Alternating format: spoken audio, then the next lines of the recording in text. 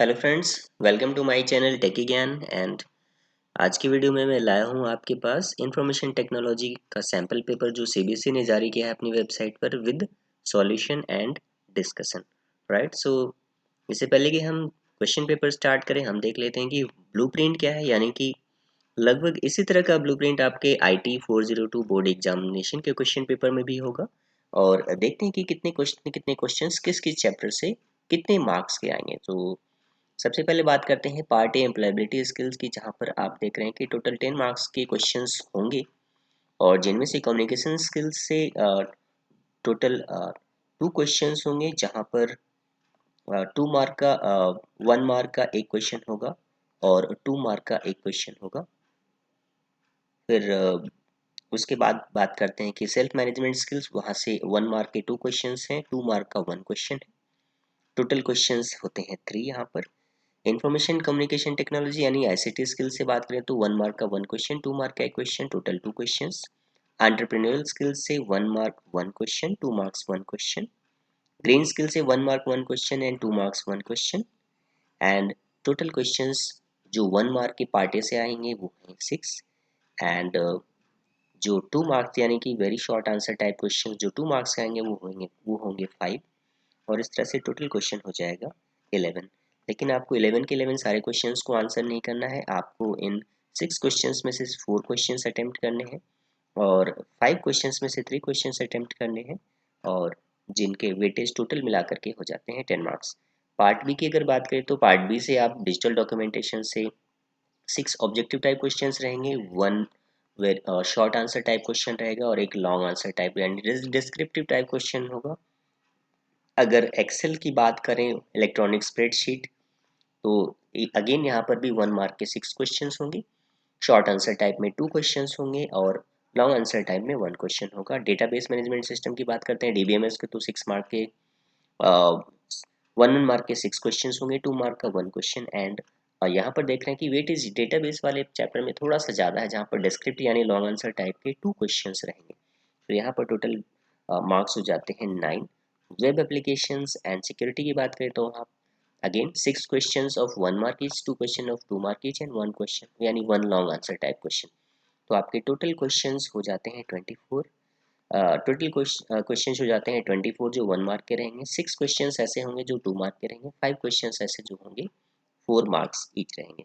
सो यहाँ पर आपके मार्क्स मिलाकर हो जाते हैं, नंबर ऑफ क्वेश्चंस हो जाते हैं 35 और मार्क्स हो जाते हैं टोटल 40। सो 40 + 10 50 मार्क्स के क्वेश्चंस हो जाते हैं। यहाँ पर दोस्तों आपको सभी क्वेश्चंस अटेम्प्ट नहीं करने हैं, 24 क्वेश्चंस में से 24 क्वेश्चन अटेम्प्ट करने हैं और 6 शॉर्ट आंसर टाइप क्वेश्चन से आपको कोई भी 4 अटेम्प्ट करना है। 5 लॉन्ग आंसर टाइप क्वेश्चन से कोई भी 3 आपको अटेम्प्ट करने हैं, यानी कि 2 क्वेश्चंस यहाँ पर, 2 क्वेश्चंस यहाँ पर और 4 क्वेश्चन यहाँ पर आपको ऑप्शंस में मिल रहे हैं।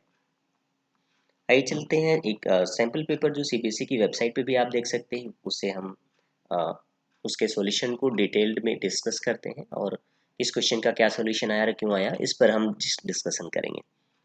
तो यहाँ पर जैसे मैंने आपको पहले बता दिया कि आप पार्ट ए में देख सकते हैं कि यहाँ पर आपको 6 गिवन क्वेश्चंस में से 4 क्वेश्चंस ही अटेम्प्ट करने हैं और कोई भी 4 क्वेश्चन आप अटेम्प्ट कर सकते हैं। तो first question, Karan lives at a hostel in Shimla. He calls his mother who lives in Delhi to get her approval for the robotic class which is going to start in his school next week onwards. However, due to disruption in the phone line, his mother could not understand and reply to him.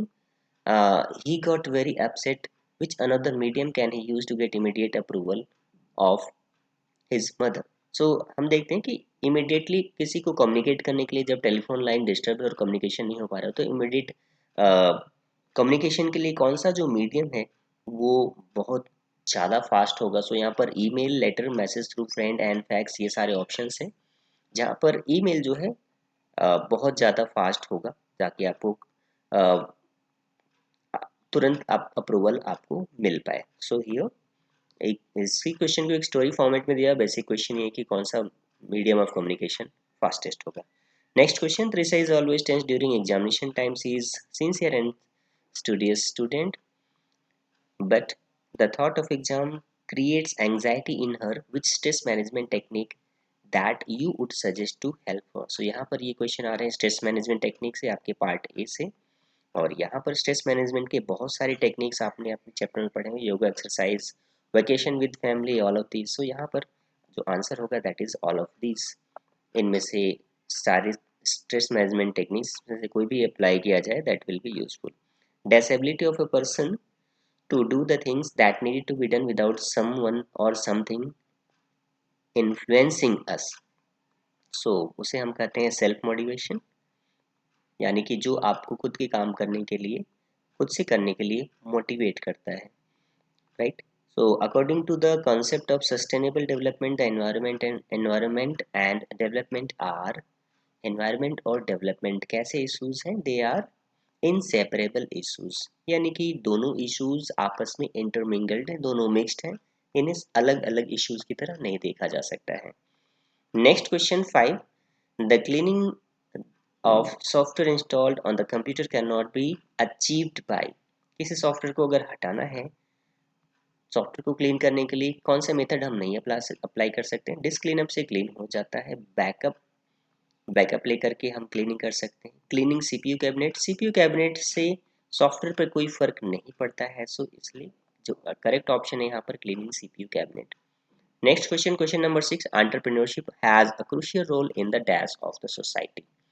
Society की functioning में entrepreneurship का बहुत crucial role है, planning में नहीं, society evolution में नहीं, लेकिन फंक्शनिंग में काफ़ी इंपॉर्टेंट रोल होता है, that's why the correct answer is functioning. Next question number 2, question number 2 जो है इसमें आप देख रहे हैं कि कोई भी 5 क्वेश्चन करने हैं 6 क्वेश्चंस में से, and each question carries 1 mark. तो आइए शुरू करते हैं। Question number 2-1, that is dash is not an instant messaging service. इसमें से इंस्टेंट मैसेजिंग सर्विस कौन सा नहीं है, फायरफॉक्स ऑब्वियसली, क्योंकि ये एक वेब ब्राउजर है। WhatsApp, Yahoo and Skype, these are instant messaging services. Dash is the process of emptying a place in case of emergency disaster. So कौन सा वर्ड है जो प्लेस को एम्प्टी करने से रिलेटेड है, that is evacuation, right. So that is related with the emptying a place in case of any emergency. Third question पढ़ते हैं। Richard needs to set up a network for his office where he wants to save all the data in a centralized system and other computers will take the service from the centralized system. Which architecture will be the best suitable for him? तो यहाँ पर एक centralise system से बाकी system को अगर connect करना है तो वहाँ पर जो बेस्ट आर्किटेक्चर होता है that is client server architecture. Peer to peer architecture में सभी सिस्टम के पास सेम रिस्पॉन्सिबिलिटी होती है। क्लाइंट सर्वर आर्किटेक्चर के सिस्टम में सर्वर के पास ज़्यादा रिस्पॉन्सिबिलिटी होती है, क्लाइंट सर्वर के द्वारा दिए गए सर्विसेज को यूज़ करते हैं। Then point to point communication में सारे सिस्टम्स पीयर टू पीयर जैसा ही होता है, एक कंप्यूटर दूसरे कंप्यूटर से डायरेक्टली कम्युनिकेट करते हैं, लेकिन जहाँ भी बात करते हैं कि सेंट्रली सारे सिस्टम को किसी एक सिस्टम से कम्युनिकेट करना हो, वहाँ पर client server architecture best suitable होता है। सो this is your correct answer. Question number 4, a dash is a device that converts digital computer signal into a form analog signal that can travel over the phone lines। So यहाँ पर हम बात कर रहे हैं modem की। Modem stands for modulator demodulator, जिसका काम ही होता है एनालॉग सिग्नल को डिजिटल में कन्वर्ट करना और डिजिटल को एनालॉग में कन्वर्ट करना। Next question, dash is specifically design to minimise और maximise the result according to the set of rules with that you define in a spreadsheet. यानी कि रिजल्ट को मैक्सिमाइज या मिनिमाइज करना, यानी कि जो भी रिजल्ट सेट आ रहे हैं उनको मैक्सिमाइज या मिनिमाइज करने के लिए जो रूल्स फॉलो होते हैं that is done by the solver. ठीक है, सॉल्वर आपके रिजल्ट सेट को मिनिमाइज या मैक्सिमाइज कर देता है, जो भी आप रूल्स आपने स्प्रेडशीट में डिफाइन किया है या जो भी फंक्शन या फॉर्मूला अप्लाई कर रखा है। Next question, dash refers to the vertical or horizontal placement of a graphic in relation to the chosen anchor point। तो यहाँ पर हम बात करते हैं कि हॉरिजॉन्टल या फिर वर्टिकल जो प्लेसमेंट, यानी कि जो ऑब्जेक्ट की पोजीशन है या टेक्स्ट का पोजीशन है, उसे डिफाइन करता है क्या, that is defined by the alignment, right. So next set of question which is question number 3, जिसमें से 5 क्वेश्चंस करने हैं 6 में से। Krishna wants to make a flowchart for his program in a Word document. Which option should he use to accomplish this task efficiently? So, flow chart बनाने के लिए कौन सा टूल यूज कर सकता है? So in if you remember that to create flow chart we can use drawings and shapes. Symbols use नहीं कर सकते हैं फ्लो चार्ट में। फ्लो चार्ट के सिंबल्स यूज होते हैं। फ्लो चार्ट के सिंबल्स आपने जरूर स्टडी किया हुआ है, बट यहाँ पर जब हम वर्ड डॉक्यूमेंट की बात करते हैं तो वहाँ पर सिंबल कुछ और हो जाता है। वहाँ पर कैरेक्टर सिंबल्स होते हैं, ना कि शेप्स वाले सिंबल। तो यहाँ पर इस केस में हमें ड्राइंग या फिर शेप्स यूज करने की जरूरत पड़ती है फ्लो चार्ट के लिए।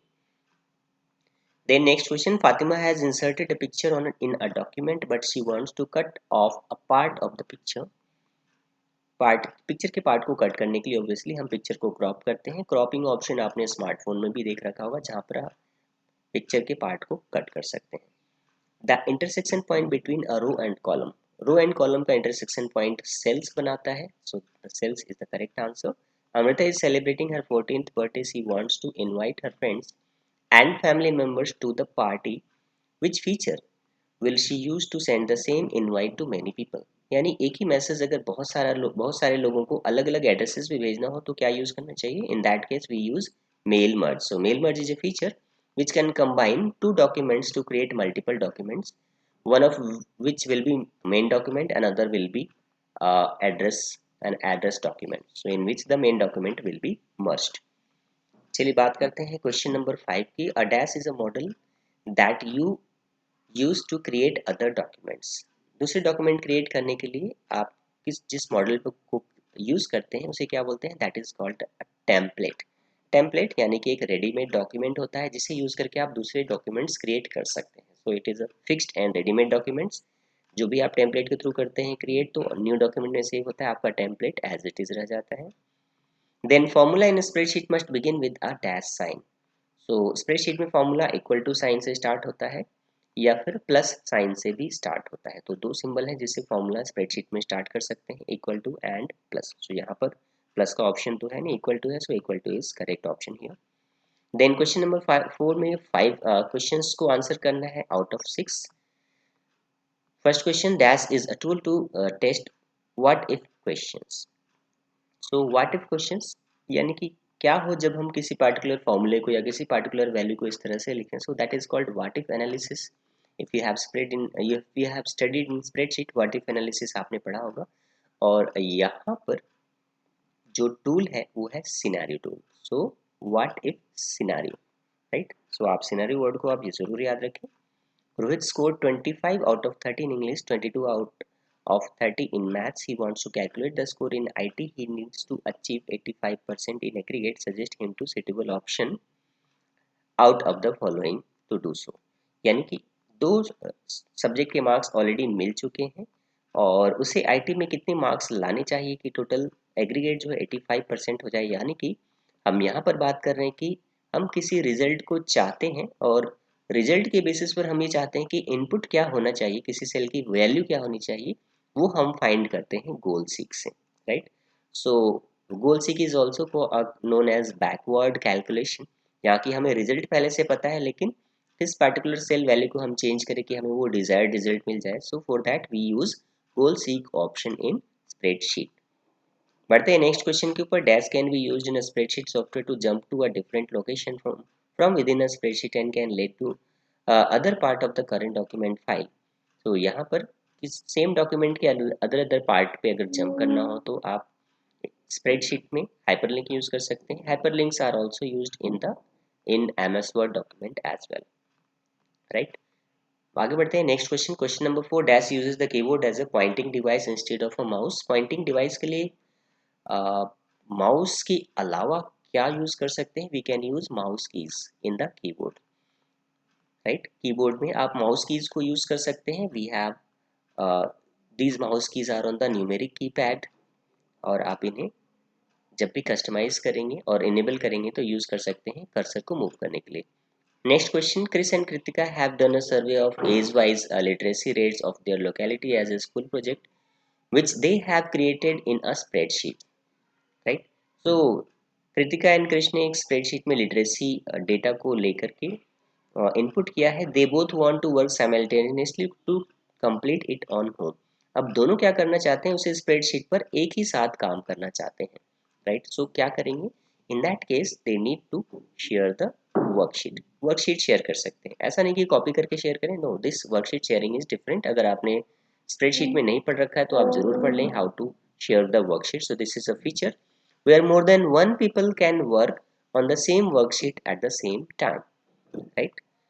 आगे आगे बढ़ते हैं अगले क्वेश्चन की तरफ। Question number 6, database dash database is a type of database that store data in several tables. So वैसे डेटाबेस जहां पर मल्टीपल टेबल यूज होते हैं एक डेटा को स्टोर करने के लिए, that is called relational database.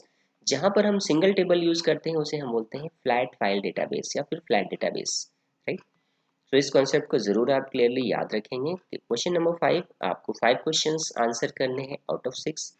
In a database dash helps us to retrieve the filter data based upon some conditions, right. किसी कंडीशन के बेसिस पर फिल्टर डेटा अगर हमें चाहिए डेटाबेस में से तो हम क्या करते हैं उसके लिए we apply queries. So database यानी आरडीबीएमएस एमएस एक्सेस में अगर आपने प्रैक्टिस किया है या बेस में प्रैक्टिस किया है तो वहाँ पर डेटाबेस में अलग अलग टाइप के ऑब्जेक्ट्स होते हैं, forms, reports, queries, tables, modules, macros etcetera. These are the objects which are the part of database. और यहाँ पर हम बात कर रहे हैं क्वेरीज को। क्वेरीज हमें हेल्प करते हैं डेटा रिट्रीव करने में based on certain conditions. Next question, a dash is one which connects computer and devices in a limited geographical area such as home, school, computer, laboratory, office building or closely pointed group of buildings। यानी कि आपको limited distance पर connectivity चाहिए, computers को आपस में connect करना है तो आप लैन यूज करते हैं। LAN stands for local area network. अगर आपको सिटी वाइड नेटवर्क चाहिए, पूरे शहर में चाहिए, तो आप मैन यूज करेंगे, मेट्रोपॉलिटन एरिया नेटवर्क। और अगर आपको इंटरनेट से कनेक्ट करना है यानी पूरे वर्ल्ड से कनेक्ट करना हो तो आप वैन यूज करते हैं। अगर विद इन अ होम आपको डिवाइसेस कनेक्ट करना हो तो आप पैन यूज करते हैं, that is personal area network. Next question, Rudraksh wants that the name of column of a table must not be blank, help him to identify the field property of this purpose. यानी कि किसी particular table में RDBMS किसी particular table में आप नहीं चाहते हैं कि यूजर उस पार्टिकुलर फील्ड को ब्लैंक छोड़े, तो आपको एंट्री रिक्वायर्ड जो प्रॉपर्टी है इसे यस सेट करना पड़ेगा, एंट्री रिक्वायर्ड। सो यहाँ पर ये मैंडेटरी हो जाता है कि उस फील्ड में डेटा की एंट्री जरूर हो, उसे ब्लैंक नहीं क्रिएट किया जा सकता। बढ़ते हैं नेक्स्ट क्वेश्चन की ओर। Question number 4, dash can be a set of fields if the user doesn't provide any value while entering the values in the table. So वैसे कौन से वैल्यू होते हैं, अगर यूजर कुछ वैल्यू नहीं प्रोवाइड करता तो वो पार्टिकुलर वैल्यू उस फील्ड में एंटर हो जाती है automatic. So that is called a default, that is called default value. So यहाँ पर जो करेक्ट ऑप्शन है डिफॉल्ट, यानी कि किसी पार्टिकुलर सेल के अंदर आपके आरडीबीएमएस का कॉन्सेप्ट है, एमएस एक्सेस की बात करें या फिर लिब्रे ऑफिस बेस की बात करें, वहाँ पर डिफॉल्ट वैल्यू सेट करने का ऑप्शन होता है। सो डिफॉल्ट में वो वैल्यूज आते हैं, अगर यूजर ने कोई वैल्यू सेट नहीं किया तो डिफॉल्ट वैल्यू स्टोर हो जाती है, और अगर यूजर ने वैल्यू दिया तो डिफॉल्ट वैल्यू वहाँ पर स्टोर नहीं होती। आइए आगे बढ़ते हैं। Next question, question number 5, Aadya wants to create a connection between two or more tables, suggest her the option to accomplish this task। दो से ज़्यादा टेबल के बीच कनेक्शन करने के लिए, क्रिएट करने के लिए हम उनमें रिलेशनशिप स्टेब्लिश करते हैं। This is the correct answer here. Then data type takes the value in the form of 0 and 1 in the database. 0 और 1 के फॉर्मेट में कौन सा डेटा टाइप वैल्यू लेता है, और इनमें से एक ही है बूलियन। बूलियन डेटा टाइप इधर टेक्स 0 और 1, बूलियन यानी कि बाइनरी डिजिट्स के फॉर्मेट में लेता है। बाकी के data types integer, integer number, complete whole number के फॉर्मेट में लेते हैं। टेक्स्ट यानी अल्फा न्यूमेरिक डेटा हो सकता है, मेमो यानी कि लार्ज टेक्स्ट डेटा इसमें स्टोर किया जा सकते हैं, बट बुलियन में सिर्फ 0 या फिर 1 स्टोर किया जा सकता है। देखते हैं सेक्शन बी में। Subject section B comprises of subjective type questions. Objective type questions में देखिए हमने कवर कर लिए सारे क्वेश्चंस, और यहाँ पर सब्जेक्टिव टाइप क्वेश्चंस में 5 क्वेश्चंस में से 3 क्वेश्चंस आंसर करने हैं, यानी कि 2 क्वेश्चन आप छोड़ सकते हैं, और हर एक क्वेश्चन का आंसर 20 to 30 वर्ड्स में देना है, यानी कि शॉर्ट आंसर टाइप क्वेश्चन है। सो अराउंड 2 to 3 सेंटेंसेस और 5 to 6 लाइन्स, इस तरह से आप आंसर कर सकते हैं। Communication skills are very important for any businesses. Explain any 2 elements of a communication process. Communication process के किसी भी 2 एलिमेंट को आपको ब्रीफ में डिस्क्राइब करना है। यहाँ पे आपके सामने सारे एलिमेंट्स को डिस्क्राइब किए गए हैं। So sender, message, channel, receiver and feedback, इनमें से किसी भी 2 को आप डिस्क्राइब कर सकते हैं। So let us see. The various elements of a communication cycle are sender, the person beginning the communication, that person is called a sender. Message, the information that needs to be conveyed, that needs to be sent, that is called the message. Channel means the medium, the means by which the information is being sent, that is called channel. Then the receiver, the person who is the receiver of the message, who is supposed to receive the message, that is called the receiver. Feedback, the receiver's acknowledgement to the response to the message. Message receive करने के बाद जो receiver की acknowledgement होती है कि हाँ मुझे समझ में आ गया, मुझे मैसेज मिल गया, that is called a feedback. तो इनमें से किसी भी दो को आप डिस्क्राइब कर सकते हैं. बढ़ते हैं नेक्स्ट क्वेश्चन की तरफ. Question number 7, mention any two misconceptions about entrepreneurship. बहुत सारे मिसकंसेप्शन है एंटरप्रेन्योरशिप के, कोई भी दो आपको मेंशन करने हैं यहाँ पर. Misconception 1, the misconception is that every business idea needs to be unique और स्पेशल. एक तो ये मिसकंसेप्शन है, लोगों को लगता है कि नया बिजनेस स्टार्ट करना है तो आपका आइडिया बिल्कुल नया होना चाहिए, रिपीटेड नहीं होना चाहिए, बिल्कुल यूनिक होना चाहिए या फिर स्पेशल होना चाहिए. No, it's not that. Misconception number 2, we have it that the person needs a lot of money. किसी भी बिजनेस को स्टार्ट करने के लिए बहुत सारे पैसे की जरूरत होती है. No, it's not true. A lot of money is required to start a business. This is misconception number 2. Misconception 3 जो है यहाँ पर, only person having a big business is an entrepreneur. वैसे ही लोग एंटरप्रेन्योर की कैटेगरी में आते हैं जिनके पास बहुत बड़ा बिजनेस सेटअप है. No, it's not that. बहुत छोटा भी बिजनेस हो सकता है, एक बहुत छोटा सा शॉप भी हो सकता है, तो भी आप एंटरप्रेन्योरशिप हो सकते हैं. Next misconception, entrepreneurs are born not made. यानी कि एंटरप्रेन्योर्स जो होते हैं वो जन्मजात होते हैं, वो यहाँ नहीं बनते हैं. This is also false. Entrepreneur कोई भी बन सकता है, कोई भी हो सकता है जिसने अपने खुद का बिजनेस स्टार्ट किया, खुद के आइडियाज को इम्प्लीमेंट किया. नेक्स्ट क्वेश्चन देखते हैं. आपको इनमें से कोई भी दो मिसकंसेप्शन को डिस्क्राइब करना है, बाकियों की जरूरत नहीं है. देखते हैं question number 8, goal setting is very essential factor in your personal life. List all the smart methods to set the goal, explain a in brief. So यहाँ पर स्मार्ट एक वर्ड जिसका आपको फुल फॉर्म लिखना है SMART, और इसमें ए का क्या मीनिंग होता है इसे आपको डिस्क्राइब भी करना है. So SMART stands for specific, measurable, achievable, realistic and time bound. Now A, achievable को आप डिस्क्राइब करेंगे. What is the meaning of achievable? Breaking down big goals into smaller parts will make the goal achievable. Right, यानी आपकी गोल को कैसे manage करना है, आपको होना है स्मार्ट, और आपको गोल को अचीवेबल बनाना है by breaking it down into small parts, smaller parts. चलिए देखते हैं question number 9, what are the measures to increase the performance of a computer system. Computer system की परफॉर्मेंस इंक्रीज करने के लिए बहुत सारे मेजर हो सकते हैं. तो चलिए देखते हैं कि क्या क्या है. The performance of a computer can be increase by removing extra files. तो जो भी एक्स्ट्रा फाइल्स, एक्स्ट्रा लोड्स है सिस्टम से, वो हटा दें. टेम्पोररी फाइल्स डिलीट कर दें. एक्स्ट्रा इमेजेस हैं, डुप्लीकेट कॉपीज फाइल्स की, वो हटा दें. We can use some disk cleaner software which helps us to clean up the unnecessary file. और हम क्या कर सकते हैं, डिस्क क्लीनर सॉफ्टवेयर यूज कर सकते हैं. एंड अननेसेसरी सॉफ्टवेयर्स को हटाए जा सकते हैं. अननेसेसरी जो कंप्यूटर के ऊपर लोड्स है उसे आप हटा सकते हैं, इससे कंप्यूटर वर्क करना फास्ट कर देगा. देन यहाँ पर मेजर्स की बात करें, अगर हम हार्डवेयर्स की बात करते हैं तो आप एक्स्ट्रा रैम लगा करके आप कंप्यूटर के परफॉर्मेंस को बढ़ा सकते हैं. Right. Question number 10, how can an individual contribute to the sustainable development.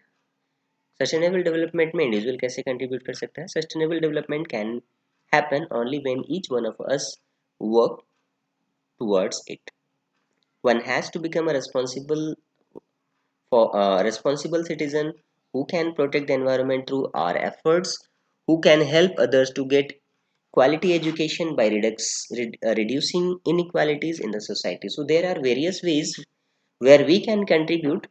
हम क्या क्या कर सकते हैं, हम लोगों को क्वालिटी एजुकेशन प्रोवाइड कर सकते हैं, हम इन्वायरमेंट को प्रोटेक्ट करने के लिए एफर्ट कर सकते हैं, हम इनइक्वालिटी को रिड्यूस कर सकते हैं, गुड चीज़ों को स्प्रेड कर सकते हैं, बैड चीज़ों पर चेक लगा सकते हैं, उन्हें रोक सकते हैं. सो यहाँ पर हमारे पास कुछ ऑप्शन है जिससे हम सस्टेनेबल डेवलपमेंट गोल को अचीव करने में सोसाइटी में कंट्रीब्यूशन कर सकते हैं. नेक्स्ट सेट ऑफ क्वेश्चंस, यहाँ पर 4 क्वेश्चन, 6 क्वेश्चंस दिए गए जहाँ से आपको 4 करने हैं, और ये क्वेश्चंस 8 मार्क्स के हैं. 20-30 वर्ड्स में आपको आंसर करने हैं. Differentiate between relative and absolute hyperlinks with the help of an example. So an absolute hyperlink will stop working only if the target is moved. Absolute hyperlink तब काम करना work करेगा जबकि टारगेट मूव करेगा, ठीक है। यानी कि अगर आप कहीं किसी ऑब्जेक्ट में, किसी वर्ड में, किसी दूसरी फाइल का हाइपरलिंक इंसर्ट कर रहे हैं और वो एब्सोल्यूट है, इसका मतलब आपने जो अगले फाइल का पाथ मेंशन किया है वो बिल्कुल बेस से मेंशन किया हुआ है, यानी कि ड्राइव से स्टार्ट करके किस फोल्डर में, यानी रिलेटिव फोल्डर आपने यूज नहीं किया हुआ है। रिलेटिव हाइपरलिंक क्या होता है? Relative hyperlink will stop working only if the source and target locations change relative to each other, ठीक है। यानी कि आपने सोर्स फाइल को भी हटा दिया या फिर जो डेस्टिनेशन फाइल है जहां से हाइपरलिंक कॉल हो रहा है उसे भी अगर मूव कर दिया, एक दूसरे के पोजीशन से कहीं भी मूव किया हुआ, तो दोनों ही केस में रिलेटिव हाइपरलिंक वर्क करना बंद कर देगा। So there is example, suppose if you have two spreadsheet in a same folder linked to each other and you move the entire folder to a new location, the relative hyperlink will not break a link. सो अगर पूरे के पूरे folder को अगर move कर देते हैं जहां पर आपके दोनों फाइल एक ही फोल्डर में थे, पूरे को मूव कर देते हैं तो रिलेटिव हाइपरलिंक ब्रेक नहीं होगा, लेकिन वो अगर एब्सोल्यूट होता तो वो डेफिनेटली ब्रेक हो जाता। Next question, what is the utility of text wrapping in a document? Document में टेक्स्ट रैपिंग यूटिलिटी क्या होती है? Text wrapping refers to the relation of graphics to the surrounding text which may wrap around the graphic on one or both sides, be overprinted behind or in front of the graphic, or treat the graphic as a separate paragraph or character. बढ़ते हैं next question की तरफ। Question number 13, what is the use of macros in spreadsheet? Macros क्या काम करते हैं? हमारे बहुत सारे टाइम को सेव करते हैं by combining the repetitive task. Repetitive task को हम मैक्रो में रिकॉर्ड कर सकते हैं और उन्हें सिंगल क्लिक पर हम चला सकते हैं। तो macro helps us in saving in time in cases when same set of task are to be done repeatedly, like formatting or applying a similar formula in a similar range of data. It can be used to name the record a set or action or set of actions. So it can be used to name and record set of actions और set of actions। so आप या तो set of actions को यहाँ पर नाम दे सकते हैं या फिर उन्हें आप रिकॉर्ड कर सकते हैं, set of action और actions। so यहाँ पर एस दोनों में नहीं आना चाहिए था, या तो कुछ एक्शन या फिर मल्टीपल एक्शंस को आप रिकॉर्ड कर सकते हैं और उन्हें आप टुगेदर एक मैक्रो का नाम दे सकते हैं। Right any two advantages of online shopping. Next question है क्वेश्चन नंबर 14, ऑनलाइन शॉपिंग के दो एडवांटेज। तो बहुत सारे एडवांटेजेस, आप कोई भी दो एडवांटेज अपने मन से भी लिख सकते हैं, दैट विल बी करेक्ट। आपको जाकर के पर्सनली स्टोर को विजिट करके जाकर के प्रोडक्ट देख करके परचेज करने की जरूरत नहीं पड़ती। सो आपका टाइम बचता है, आने जाने का किराया बचता है। देन दूसरा एडवांटेज है ऑनलाइन शॉपिंग का कि आप कभी भी किसी भी टाइम कर सकते हैं। ऐसा नहीं कि शॉप ओपन हो तभी कर सकते हैं, आप दिन में, रात में, सुबह शाम, कभी भी एनी टाइम कर सकते हैं। सो दैट इज अनदर एडवांटेज।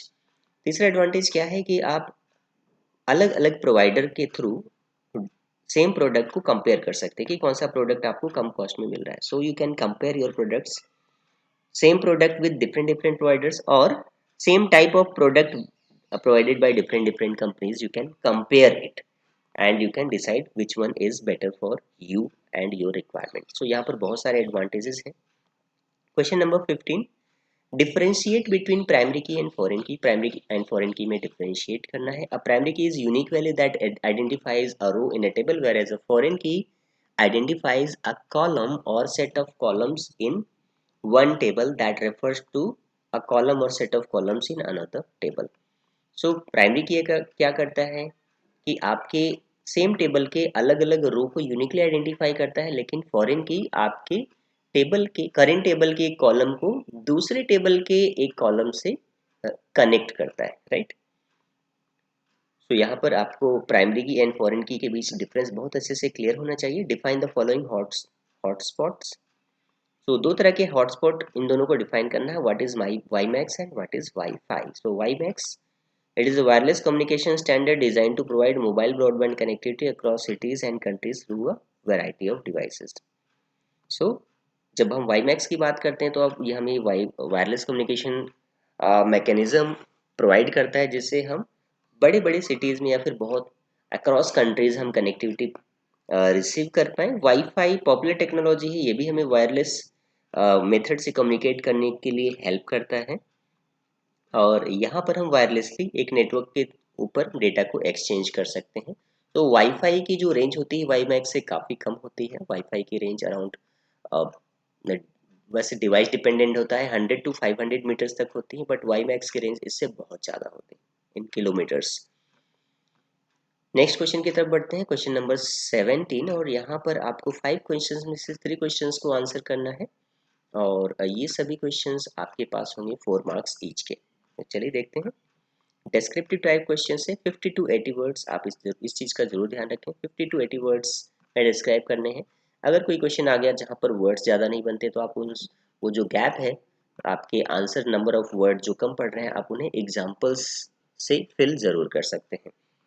देखते हैं next question. Elaborate for different types of style which can be provided in word processor. Word processor में क्या क्या अलग तरह के स्टाइल्स हो सकते हैं।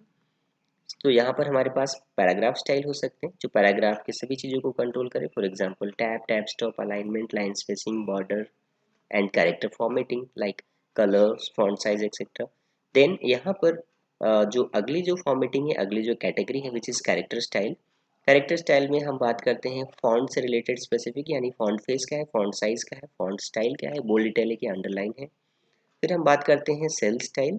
सेल स्टाइल में font, alignment, border, background, number format, currency etcetera, ये सारे इंक्लूडेड होते हैं। लेकिन यहाँ पर हम बात करें कि यहाँ पर बात हो रही वर्ड प्रोसेसर की। सो यहाँ पर वर्ड प्रोसेसर में क्योंकि आपको सेल्स तब मिलेंगे जब आपने टेबल इंसर्ट कर रखा है, तो उस केस में यहाँ पर कुछ चीज़ें हैं, करेंसी, डेट एंड नंबर, ये चीज़ें यहाँ पर वर्ड प्रोसेसर के लिए एप्लीकेबल नहीं है, एमएस एक्सेल के लिए। तो यहाँ पर थोड़ा सा आंसर में एक डाउट क्लियर नहीं है, डाउट थोड़ा सा कंफ्यूजिंग है। ये पार्टिकुलर चीज़ें आपको मिलती हैं टेबल में, एमएस वर्ड के टेबल में, बट एमएस वर्ड के टेबल में करेंसी, डेट या नंबर फॉर्मेट के ऑप्शंस नहीं होते, तो आप इसको आप प्लीज़ मेंशन ना करें। Then next is graphic style in drawing. So graphic style हमें मिल सकते हैं ड्राइंग एंड प्रेजेंटेशन में। वर्ड प्रोसेसर हमें प्रोवाइड करता है, यानी कि आप उसमें अपने ग्राफिक में शेडो लगा सकते हैं, आप उसमें आउटर बाउंड्री यानी लाइन डिफाइन कर सकते हैं, आप उसका कलर डिफाइन कर सकते हैं, ट्रांसपेरेंसी, ब्राइटनेस, डायमेंशन यानी कि हाइट एंड विड्थ आप डिफाइन कर सकते हैं। So these are the features available in word processor. Define the following subtotal और कंसोलिडेटिंग डेटा। सब टोटल क्या होता है और डेटा कंसोलिडेशन क्या होता है, आइए देखते हैं। सो आपको दोनों के लिए 2-2 मार्क्स मिलेंगे। सब totals adds data arranged in an array, that is a group of cells which labels for column और rows।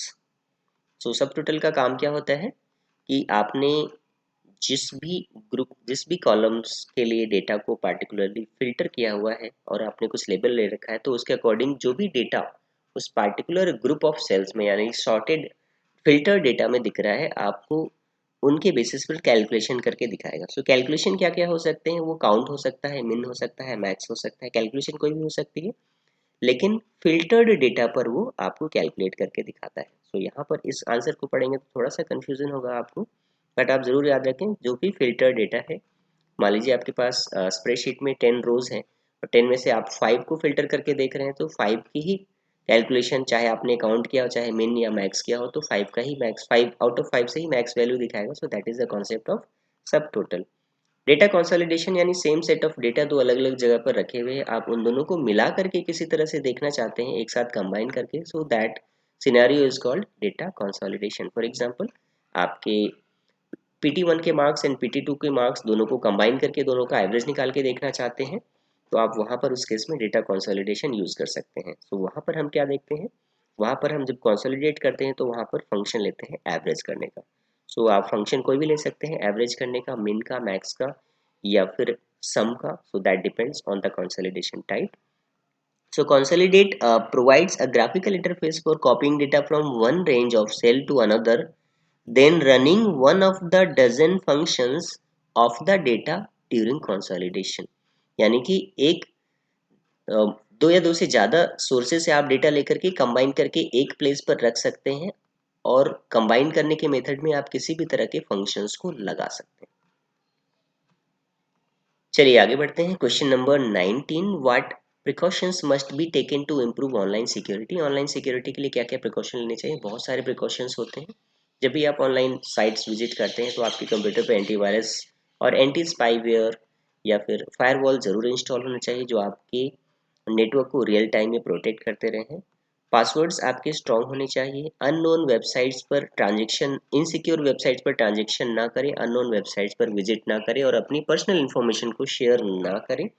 Encrypted encryption software use करें ताकि आपका डेटा जो भी कम्युनिकेट हो रहा है वो कम्युनिकेशन मीडियम पर सिक्योरली ट्रांसफर हो जाए, उसके बीच में कोई दूसरा रीड ना कर पाए। So these are some precautions.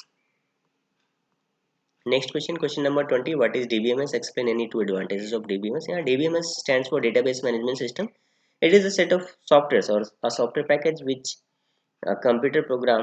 This is software package with computer program which controls the creation, maintenance and use of an integrated collection of data. So data को मैनेज करना, कंट्रोल करना, क्रिएट करना, retrieve करना, इन सब के काम में आता है। तो यहाँ पर records, files and other objects, तो data, records, files and other object जो डेटाबेस के पार्ट होते हैं उन सभी को मैनेज करना, मेंटेन करना और कंट्रोल करना। Controlling means which person can access which part of the data, that is the controlling. It allows organization to conveniently develop databases for various applications. चलिए फिर एडवांटेज देख लेते हैं डेटाबेसेस के। Data integrity, this is advantage, यानी कि data जो भी आपने मल्टीपल लोगों ने अगर डेटाबेसेस पर कुछ काम कर रखा है तो भी वो डेटा आपको एक जगह और एक्यूरेट डेटा मिल जाएगा। डेटा कंसिस्टेंट होगा, डेटा शेयरिंग कर सकते हैं, एक सेम डेटा को सेम टाइम पर मल्टीपल लोग एक्सेस कर सकते हैं, दैट इज फीचर।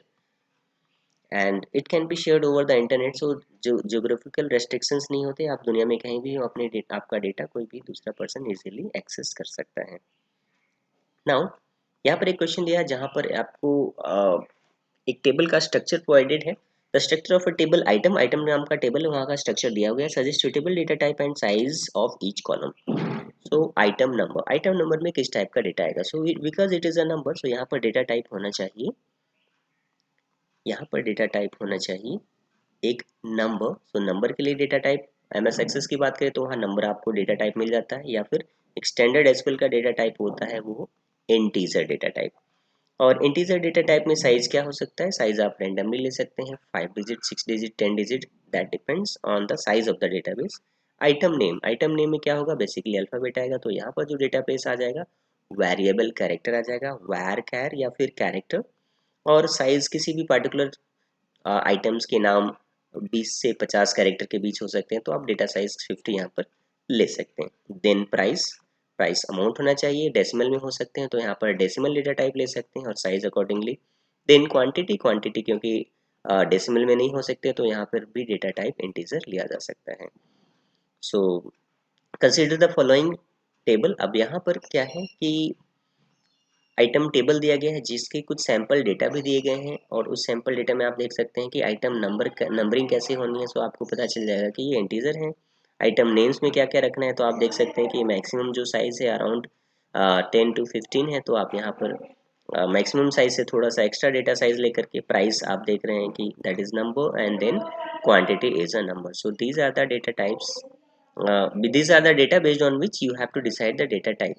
और उसके बाद इसमें दो क्वेरीज भी करने हैं आपको। Display the total amount of each item, the amount must be calculated as the price multiplied by the quantity of each item, display the details of item whose price is less than 50। सो चलिए देखते हैं, इसे समझते हैं।